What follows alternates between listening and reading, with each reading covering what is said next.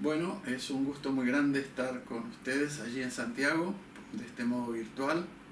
Es una pena no poder estar presente en persona, sería un gusto, sobre todo en este momento que vive Chile, estar con ustedes. Pero bueno, estos medios virtuales nos permiten acercarnos de todas maneras. Vamos a hablar entonces brevemente sobre esta discusión de la remunicipalización que nos ha ocupado durante los últimos años. Yo creo que es un tema que vale la pena observar, sobre todo en América Latina, desde la perspectiva de las continuidades y rupturas que se conectan con este tema, que de entrada debemos decir es un debate muy europeo. América Latina nos llega desde Europa y creo que no siempre aplica. A veces tomamos estos conceptos que vienen de Europa y de otros lugares sin las mediaciones necesarias, y como vamos a conversar y seguramente ustedes están alertas, es un concepto que hay que mediar y hay que examinar. Yo voy a hablar rápidamente de quizás la necesidad, pensando sobre todo en América Latina, de que cuando hablamos de estos procesos, que en general tienen que ver obviamente con el retorno a manos públicas de empresas y servicios que en algún momento o quizás siempre estuvieron en manos privadas. Por lo menos en el caso de Europa se da esa situación de empresas que siempre fueron privadas y en este momento se está dando un proceso de remunicipalización, como en algunos lugares de Cataluña, por ejemplo, en España.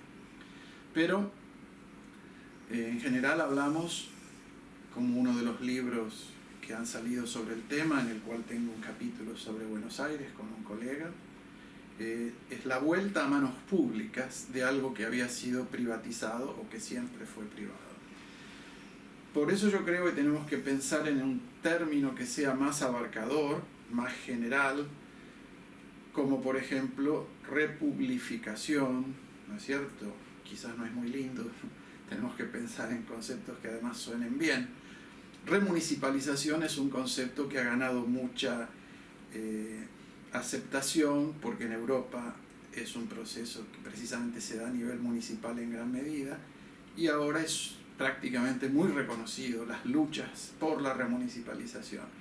Pero eso lleva a que a veces no reflexionemos sobre lo que implica el concepto mismo. Por eso digo, en América Latina tenemos que pensar un poquito. Tenemos que pensar, por ejemplo, pensando en ejemplos de América Latina, en la obvia distinción, debería ser obvia, entre procesos de remunicipalización, que obviamente quiere decir donde municipalidades están involucradas, procesos de reprovincialización, porque tenemos muchos casos, y voy a hablar de algunos, donde lo que se vuelve a manos públicas es una empresa provincial, o ejemplos de renacionalización, porque hay empresas en América Latina que tienen nivel nacional o que tienen escala nacional, aunque de pronto ocupen una región. Entonces, esa es una distinción básica y vamos a dar algunos ejemplos.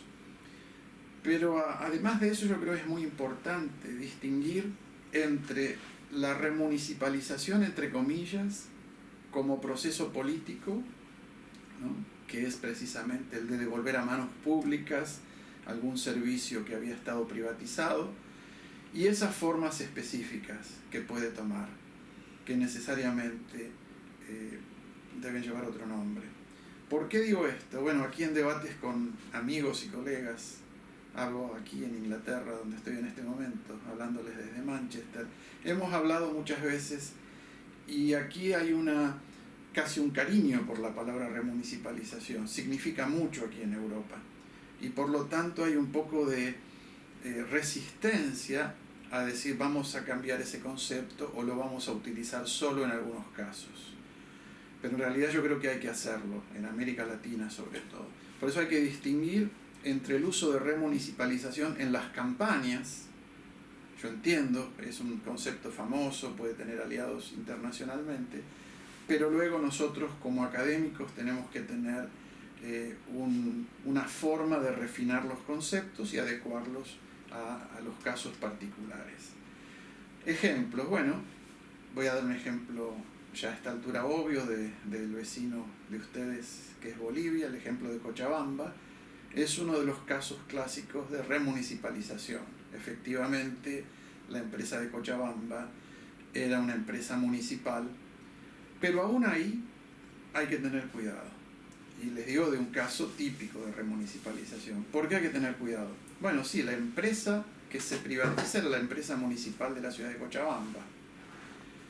Sin embargo, lo que se le entrega al ente privado, a la empresa privada que se creó para aquella privatización, fue no solo el servicio de agua de la municipalidad de Cochabamba. Parte del proyecto era construir una represa y el agua de esa represa iba a ser propiedad de esa empresa también.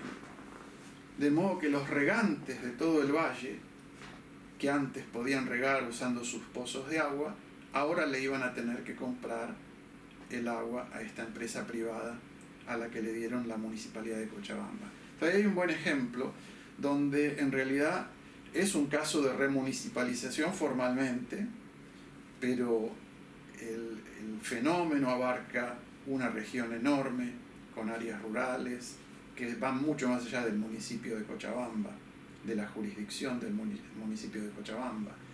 Entonces eso refleja los pequeños problemas y contradicciones que pueden surgir. Voy a mencionar un caso de reprovincialización o dos de Argentina, otro vecino. Uno que no es tan conocido, no sé por qué no ha sido tan difundido, porque es un caso que ocurrió bastante antes que Cochabamba, y de hecho para mí es un caso muy simbólico. Es el caso de la provincia de Tucumán en Argentina, donde la privatización duró solo 2 años. Fue una lucha muy interesante la que se dio allí, desobediencia civil. Esa era una empresa de la provincia, provincial.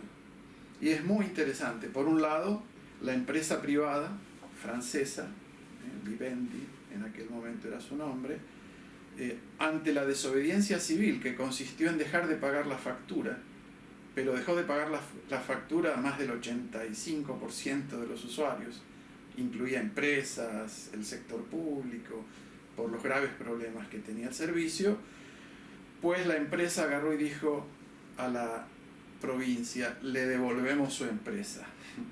O sea, la empresa privada se fue y la entregó a la provincia de nuevo.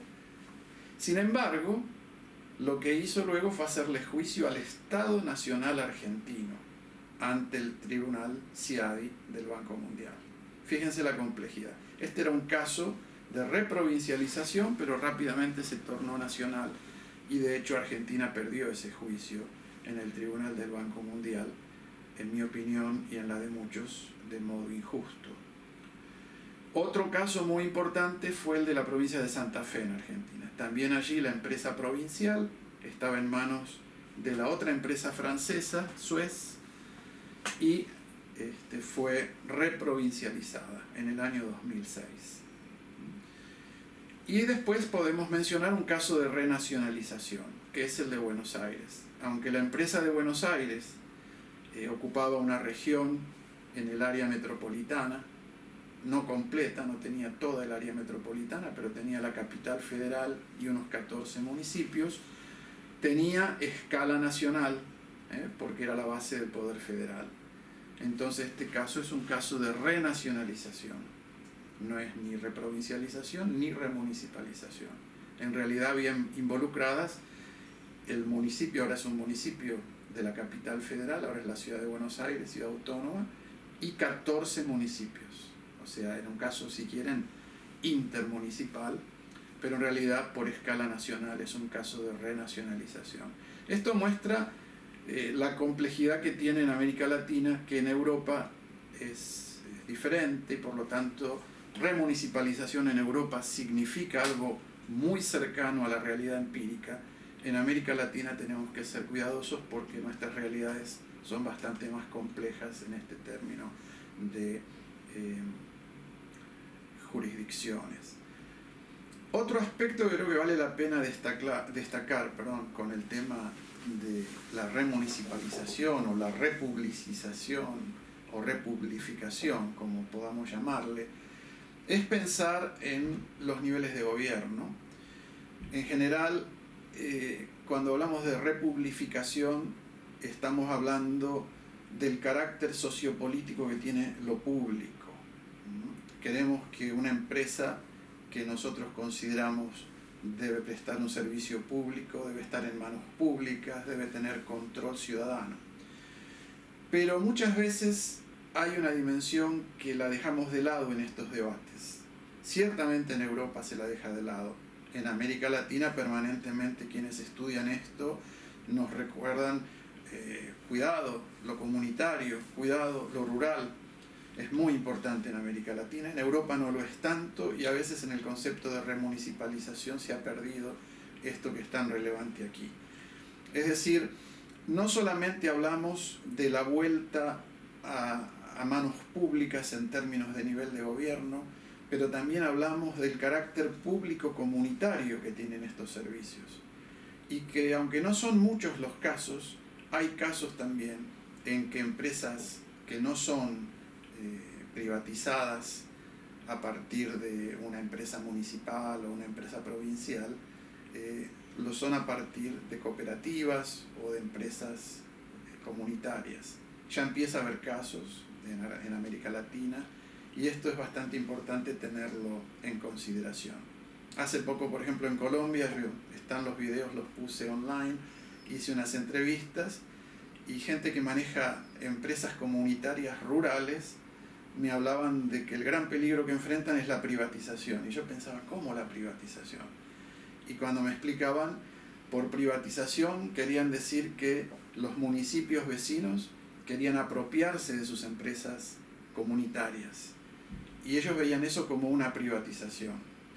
También porque ellos veían que después de que la empresa municipal tomara su empresa comunitaria, podría venir un proceso de privatización real, porque habría empresas privadas detrás de esos movimientos. Este es un tema interesante que conecta con otro punto. Hay complementariedades y contradicciones en esta discusión. Para muchos de nosotros, para mí también en persona, y ciertamente, por ejemplo, en los debates que hubo en Argentina y en Uruguay, muy pertinentes, y en Bolivia en su momento, la republificación o la remunicipalización, cuando corresponde, tiene que ver con recuperar ciertos derechos, cierto control democrático. Remunicipalizar es volver a manos de los ciudadanos, ese es el ideal. Pero no es así en todas partes. Por eso decía que en Bolivia en un principio, porque en diálogos con los colegas de Cochabamba que participaron en la lucha que terminó en la remunicipalización en Cochabamba, ellos me dicen, pero nosotros no queremos una empresa pública. Entonces nosotros luchamos por otra cosa. Yo me quedaba muy sorprendido al principio. Pero ahora acabo de tener el mismo debate con colegas de Barcelona. De hecho, acabamos de publicar un dossier sobre el tema, donde en los procesos de lucha contra la privatización, por terminar con la privatización de empresas de agua en el área muy cerca de Barcelona, en ciudades como Tarrasa, por ejemplo, la lucha, por lo menos de algunos sectores, es para terminar con la privatización, pero ven la remunicipalización como un peligro democrático. O sea, la remunicipalización es entregarle la empresa al Estado, pero el Estado no es confiable para estos actores. Entonces ellos prefieren, todavía no están seguros de qué es lo que quieren. Hay una colega que está haciendo su tesis de doctorado sobre el tema, y hablan de una empresa social, que no sea ni pública ni privada. Todavía no tienen claro cómo sería, es un nuevo modelo que ellos dicen está emergiendo. Yo lo comento solo para ilustrar la complejidad que toma el tema, en este caso incluso en Europa, que es la cuna del concepto de remunicipalización. Estos son temas bastante importantes y el caso de Bolivia es un caso para observar. Yo creo que hay que enmarcar este debate también para terminar, porque creo que tenía 5 minutos, quizás me he pasado un poquito. Hay que enmarcar este debate, y ahora pienso más como latinoamericano, en el contexto actual de continuidades y rupturas. Ciertamente y ustedes en Chile son el modelo por antonomasia de la privatización a nivel planetario en realidad. No hay otro país en el planeta que haya privatizado como lo hizo Chile, no solo el agua, pero ciertamente el agua y sus servicios. Pero lo que podemos ver es que esos procesos de privatización en los que Chile fue el pionero tuvieron un periodo muy concreto. En el resto de los países fue la década de 1990, donde, sobre todo Argentina, donde prácticamente se logró pasar de 0 a 70% de la población con sus servicios de agua privatizados en 6 años. El presidente Menem lo hizo entre 1993 y 1997, creo que fue, o 1999. Y otros casos menos. Por ejemplo, Brasil, a pesar de que lo impulsó, no lo logró expandir de esa forma el proceso de privatización. México tampoco. En realidad ocurrió después. Ciertamente después vino una década de recuperación de esas empresas privatizadas y de nuevo Argentina fue uno de los pioneros. Argentina logró recuperar en el caso del agua casi todas las empresas que se habían privatizado en el curso de nuevo de unos pocos años, a partir del año 2006 cuando empezaron las republificaciones, si podemos decir. Ahora estamos viviendo un momento muy complejo. Bueno, ¿qué les voy a decir a ustedes en Chile? Pero estoy hablando a nivel regional. Algunos países que se han movido claramente a la derecha, como el caso de Brasil, Colombia, que se mantiene en esa posición política, ahora Uruguay, Argentina, que logra retornar después de un periodo de gobiernos neoliberales de 4 años, pero que hizo mucho daño, y se instala una nueva experiencia que aún no sabemos cómo será, pero que por los precedentes en este aspecto particular podemos esperar no solo que se van a mantener las empresas públicas que se crearon en lugar de las privadas a partir del año 2006, sino que es posible que se terminen recuperando las que quedan privatizadas, que quedaron algunas, por ejemplo en la provincia de Córdoba, que es una empresa provincial. Córdoba es una de las provincias, es posiblemente la segunda provincia más importante del país, sigue siendo privatizada el agua allí. Esperemos que en esta nueva etapa se logre terminar, porque esa es una privatización que ha traído muchos problemas y sin embargo sigue de pie.